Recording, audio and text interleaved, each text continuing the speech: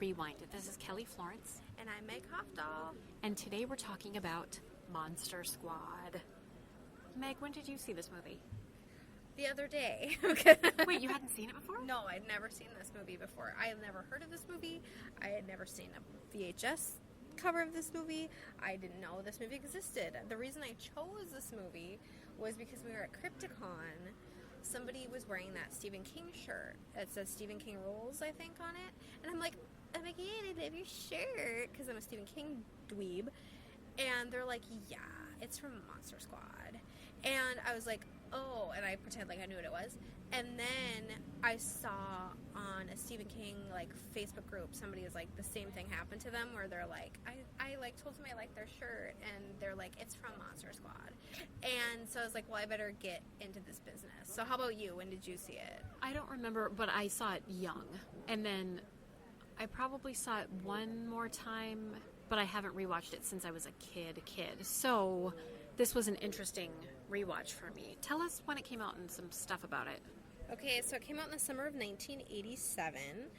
It's directed by Fred Decker, who also directed and wrote Night of the Creeps. It's reimagining the Universal monsters, and it's got the special effects artists like Stan Winston, who are sort of legends in that field, who did it. And it did fairly well, and I thought it was kind of cool. The guy who plays, and here I go, the guy who plays Frankenstein's monster is Tom Noonan, who is from a great episode of The X-Files. And he's been in some other things, but he is sort of one of my favorite character actors, sort of one of the best sort of guest acting roles in an episode called Paper Heart. So that was cool. That episode is ingrained in my brain. So good. The pre-modern day scene where the movie starts out, I wrote down before I remembered like the entire premise of this. It's just, he's the most stereotypical Dracula. We've talked about Bram Stoker's Dracula a couple weeks ago, and this is the most stereotypical. Oh yeah, I mean, the outfit looks like he went and picked it up at like, a costume shop and was like, I'm gonna be Dracula. So yeah, he could not be more typical. And like during the whole movie, I'm like, why does he have to be in charge? Why does Dracula always have to be in charge? He has such an ego trip all the time. Yes, he's quintessential. But I think, obviously that's kind of the point of the movie, is they're all sort of like quintessentially who they're supposed to be. They're supposed to all be these, like, the universal, the Hammer type, not Hammer picture, the universal monsters. And, which was kind of fun. It was kind of fun. Like, I've never seen this movie, and it was kind of fun to, like, see the creature from the Black Lagoon, I guess. Is that what it is? And the werewolf. And who else was there? Frankenstein's monster. Who else? The Mummy. Oh, the Mummy. That was kind of cool. So I liked the concept of this movie. It's problematic, obviously, but overall, I thought it was a cute movie. And if I'd seen it as a kid, I would have loved it. So a couple things that I noticed in this rewatch. First of all, our kids don't know how cool we are because their these kids' parents don't know anything about monsters, and like our kids are taking it for granted that we know everything about monsters. Someday they'll realize how cool we are. But they of course, there's a bully or these bullies, and they're bullying this kid, and then I guess his name is Rudy, shows up on his bike. It's not a motorcycle, but he's like comes to save the day. I thought that was kind of funny. And then this little sister Phoebe, she's adorable. She's like our only female. Yeah, and she's the best character in the whole movie. She's so funny and like precocious. And yeah, I mean, I think, this is where the problems are. It's like, it was hard enough to like be a dweeb or a dork back in the 80s, but you were only allowed to be a dweeb or a dork if you were a white little boy. It's like there's no room for like girls to like these things, or kids of color to like these things. And that's what Stranger Things are trying. There's still a lot of white kids in that group, but they're trying to sort of have these kind of things and it be more inclusive, because it's like, I don't know, it's like this movie is for us in a way because we were those horror dorks, but we get Phoebe, which is, quite literally the little sister who nobody wants around. I know, and that's the thing, and I didn't think about that then when I watched it, but the reason that I didn't glom onto it like I should have is probably because I wasn't represented, and yeah, the only person that there was for me is Phoebe, and I love that she's reminiscent of like the little girl in Frankenstein, and I love her character and everything about her, but there's just so many men. And so I wrote down, okay, it's a product of its time. I need to cut it some slack. But at the same time, I don't have to love it. Yeah, I mean, we could definitely be like, okay, well, that's annoying. But, I mean, I like this movie. I thought that she was adorable. I thought there were funny parts. I thought that it was lighthearted. Like I said, if I had seen this movie when I was a kid, I would have loved it because it's definitely... It's for kids in a lot of ways, and it's for kids who were like myself, who loved all that stuff. And I thought it was kind of sweet that it kind of ended up being like the plot point, but the mom, even though she didn't know anything about monsters, she like bought her son that Van Helsing book. I thought that was really sweet.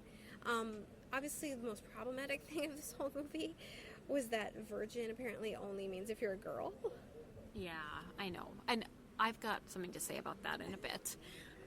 One thing, you were saying it's for kids, but I think it's also, in that era, it was for the parents who grew up on these monster movies, so it was all nostalgia.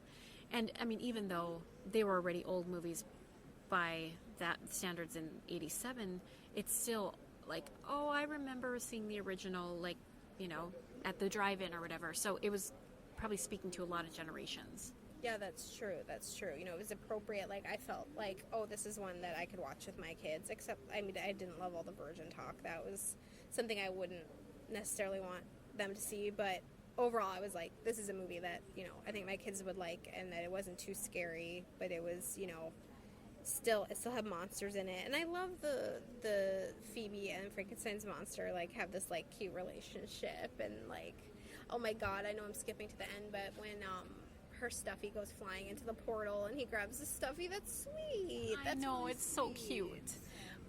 One of the scenes that I've always remembered is them watching the drive-in movie from the roof. Does that happen in another movie, or is this the movie I'm remembering it from? I don't recall it happening in another movie, but I wish I lived somewhere where I could watch a drive-in movie.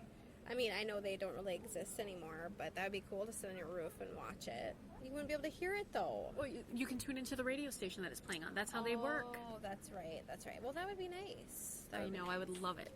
Phoebe, I don't know if it's Phoebe or one of the other kids, but they leave a candle burning next to her bed at night so that, you know, it's not dark. And it's like, that's so dangerous. We're such moms. And then there's, like, the anagram for Dracula or something. And I wanted to ask what you think about anagrams. Don't you think they're kind of lazy? Like lazy plot point, or like lazy as in like if you're gonna like do your name up, like maybe do something better? Yeah, and like, or it's not disguising you if we can figure it out. Yeah, but if you can't figure it out, then it can't be in the movie. I guess. The dad that doesn't believe the son about the monster in his closet and the mummy's in there. Yeah, that was. It was funny, but it's also like, I know we've talked about that before, where we don't like when kids aren't believed. It stinks. Like, it's sad, but it was a good, like, kind of scary moment too. Now, of these monsters in this movie, which one would you or were you afraid of? You know, if one of these monsters were going to come into your house, of the 5, which one would you be afraid of? I think the creature from the Black Lagoon's the scariest looking, and it'd be all wet and like gross and you haven't seen The Shape of Water yet, though. He's sexy. Just Oh. kidding. I still haven't seen that. Right, maybe I would feel all horny then. No, that would, like, some sort of fish person. I recently watched Dagon, this based on H.P. Lovecraft, and it's like fish people, and that's gross. Yeah, I agree. Ooh, I haven't seen that. I'll have to see that too. Now, the slut shaming in this movie and the whole virgin thing, and about how within culture and more modern culture, how virginity is an illusion. I mean, it's this thing created in order to shame women, but it doesn't shame men, ever. when they were holding the book and they're like, oh, it says we need a virgin, I literally thought to myself, I'm like, well, it's like 4 12-year-old boys, so that shouldn't be a problem. Never in my mind did I think it had to be a girl. And then it went to them like, well, we're going to ask this girl if she is. So why is that concept only, they never said it had to be a female, did they? No, I mean, that was never something that was shared with the audience. So that's fascinating because it is a construct that they only put on females. And then that, you know, it's supposed to be funny where they're trying to ask her, but it's really awkward to ask her. And then they blackmail her with a picture of her changing in her own bedroom. yeah, I mean, there were a lot of problematic things surrounding that. Oh, and then when they go to this guy who she bought the Van Helsing book from her. No, they go because he had to translate it, and I thought it was a little heavy-handed. They're like, you sure know a lot about monsters, and he's like, I suppose I do. And then they zoomed in on his Holocaust tattoo. Yeah, I mean, so I guess he does, but yeah, that is a bit like, okay, it was a little dark and yeah, oh, that's a little out of the tone of it. Yeah. A couple iconic moments. The shot of the kids walking with Frankenstein's monster is so sweet down the street, and he's just towering over them. And then apparently, this Wolfman's Got Nards line is iconic, and everybody loves it so much. But I didn't remember it was from this movie. I've been seeing it lately. But they're like, kick him in the nards. Well, does he have nards? Oh, Wolfman's Got Nards. So I didn't know anything about that, but I like how he has jeans on. Didn't he have jeans on in this one?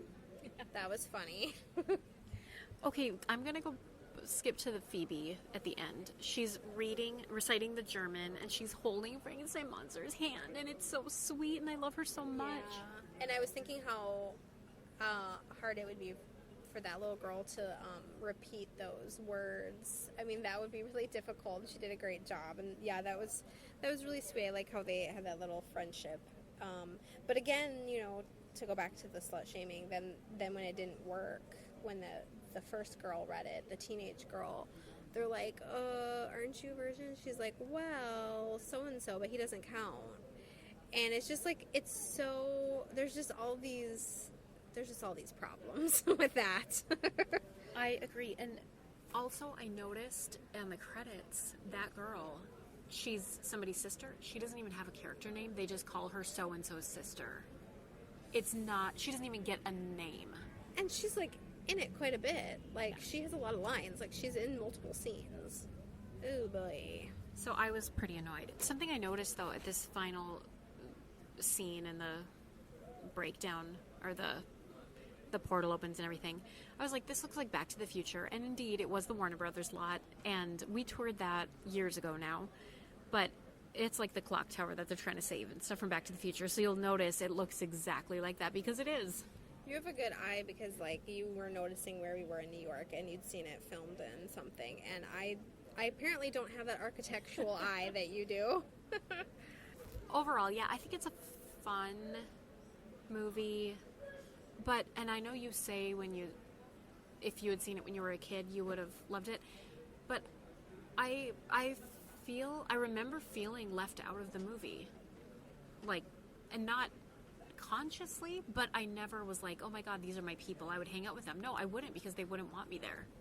Yeah, that's a good point. I mean, it's hard when, you know, I mean, honestly, and like, I have complaints about like Stranger Things, because I feel like they have one kid of color in their group, and they don't really have a girl in their group until Eleven comes along, but she's sort of half in the group, half out of the group. And I just love to see more. I would just love to see more of things like this about kids, and it being girls who, you know, get to have these experiences and save the world and stuff in this way. I mean, we get Phoebe, but like you said, you know, she's not really part of it. And so yeah, I could see how as a child too, it would have that sort of extra reason maybe not to love it. Yeah. So I'm thinking back to, you know, all of these classic monsters, and I definitely saw and rewatched Frankenstein and Bride of Frankenstein, because I think they were at my local library. Like Bela Lugosi, Dracula, I didn't watch a bunch. The Mummy, maybe once. Creature from the Black Lagoon, I think once it was on TV and we watched it, and then Wolfman. Again, just maybe once. But the Frankenstein and Bride of Frankenstein were my jam. How about you with the classic monsters? I don't have like any particular one that I like recall as being like something that was important to me as a child, or like that I watched a lot. I would see some of them. I remember when I was in, I want to say like 8th grade or so, I became obsessed with the movie Ed Wood. And that movie kind of got me interested in like Bela Lugosi and like those pictures from that time. And I remember kind of like going back and watching some of them out of curiosity. But nothing really like sticks in my mind as like a moment, or, you know, so I can't say that I have like this affinity for those particular films. Now, I'm a Frankenstein girl because I'm a big Mary Shelley fan, and because when I read that book in high school, it meant a lot to me. But otherwise, as the Universal monsters, I can't say that like I'm obsessed or I have a lot of great depth of knowledge of them. And my thing, I was in 1st grade, and it was the first year when I chose what I was going to be for Halloween. Like, you know, when you're young, your parents kind of pick things for you because you don't really know. But I remember being in 1st grade and, you know, saying, I want to be Bride of Frankenstein. And these were the days before you could order that wig on Amazon. So my dad just did, he went and found a wig, like not at a Halloween place, but like a real place, and tried his best to make it work for me. And that was my favorite thing ever. Like, I felt so powerful and proud to walk into that, like my church Halloween party. It was probably inappropriate. I had blood dripping. You know, that didn't make any sense. I freaking loved it. I love her. I'll have to watch Bride of Frankenstein and all that, because I don't have, like I said, a great depth of knowledge of it, but I do understand that feeling of like my mom making me be cute things for Halloween, and then the first moment I was able to be something not cute and be like, you know, I think I was Lydia the first time I actually got to like choose, and then after that I was something macabre until now. But when were you Lizzie Borden? How old were you? Probably 10. Yeah. And I think I've said before, I was a dead businesswoman. I was a dead woman of the night, which was extremely inappropriate when I was like 11, I think. Like a sex worker? Yes. I had fishnet stockings, and I got like a yellow dress with it. It had like fringe on it, and I like had my makeup all done up, and you know, I had blood on me, and I'm not really sure how that one passed the test. That's hilarious. No, I love it. And I have this painting. I think I've probably shared it on social media, but it's a modern painting of Frankenstein's monster and Bride of Frankenstein embracing, and they both have tattoos, and it's just like my favorite thing. I just love them, and I know that she didn't come around like canonically. Is that how you say it? You know, within canon, but I love them. It would be cute if they loved each other, and you know, that would be. I was gonna say that would make a great TV show, but I guess like The people Munsters have the and- Munsters, as I was say, yeah, people kind of have explored that already, but yeah, I can see how being her would make you feel powerful.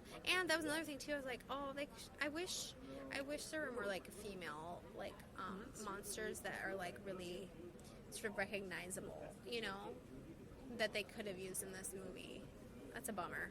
The other thing that when I start thinking about that is, you mentioned Ed Wood, and Vampira was in Plan 9 that they talk about. And then there's Morticia, and there's Elvira, and there's these iconic types and characters of women that we associate with horror. But a lot of times it's just sexy and not necessarily scary. And like, I want to, Yeah, no, I totally hear you. Like in the case of Elvira, I mean, she's all about the boobies, and I mean, not to say she hasn't accomplished a lot and all that, but it definitely feels as though it has to always be in that vein. And yeah, I would love some like mummy like monsters. I mean, literally, Bride of Frankenstein. Her title is literally, you know, in relation to a man. Yeah. Wow, we can make anything feminist. So, you know, The Nun is out right now, and she's a female. There you go. You go, girl. And there's a lot of scary nun movies or characters. So let's have some more. And Samara from The Ring, she's a female and she's scary. There you go. See, we're represented. So tell us what your favorite Universal monster is. We're curious. And also, you know, the reboot of the Universal Monster universe is kind of on hold because Tom Cruise's The Mummy didn't do so well. Angelina Jolie was originally cast as Bride of Frankenstein. They were going to do that one, but everything is on hold. Yeah, that Mummy really. Did you see it? I have not seen it yet. No, me neither. Yeah, that didn't go well. I don't know. I mean, I feel like I'd love to see some remakes. I'm always up for remake. Like, a lot of people get really whiny and mad about remakes, but I love to see how people kind of reinvent things. But I want things reinvented, though. I want things, like, fresh and... Not a shot-for-shot remake of Psycho? No, thank you, Gus Van Sant. We need to rank this movie, Monster Squad, on a scale of 0 to 10. 0 being you hated it, 10 being you think it's a perfect movie. What should our scale be? I think our scale should be... What's the little stuffy she's holding? Is that... No?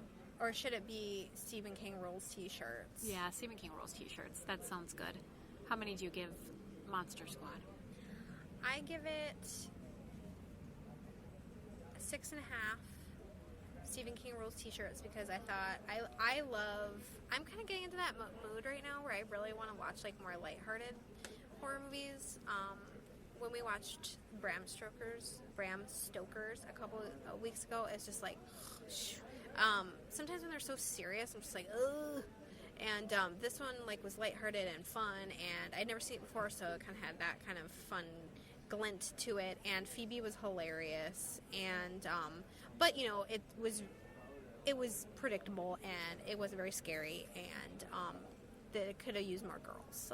So I'm going to show you that I wrote this down because I don't want you to think I'm copying you. I also wrote 6.5 out of 10 because again I liked it, I enjoyed it, but I didn't love it, and apparently it never resonated enough with me to even seek it out again. So I hadn't rewatched it since I was little. One nice thing is I would show this to my kids, and they're not big like horror fans, but I feel like this one I would. There's a couple things in it, sex stuff in it, but overall like I'd feel comfortable with them watching it. So I would definitely recommend it for people who like maybe want to get their kids into the genre. And this might be a teachable moment, like the time to have the conversation of the concept of what it is to be a virgin and, slut shaming. I mean, you're not going to maybe use those terms yet, but it might be like, actually, this is problematic and here's why. So something exciting is happening if you happen to be in the Minneapolis area this weekend. We're going to be at Crypticon in Bloomington, Minnesota. It's near the Mall of America at the Hilton. And we'll have a table set up there. You can buy my Gothic gifts, and Meg will be there to sign her books. Yeah, and if you just want to come over and talk about Horror Rewind, we will talk horror movies with anyone. If you want to come disagree with us about Monster Squad or any movie, come chat with us. Or if you want to agree with us, we love that too.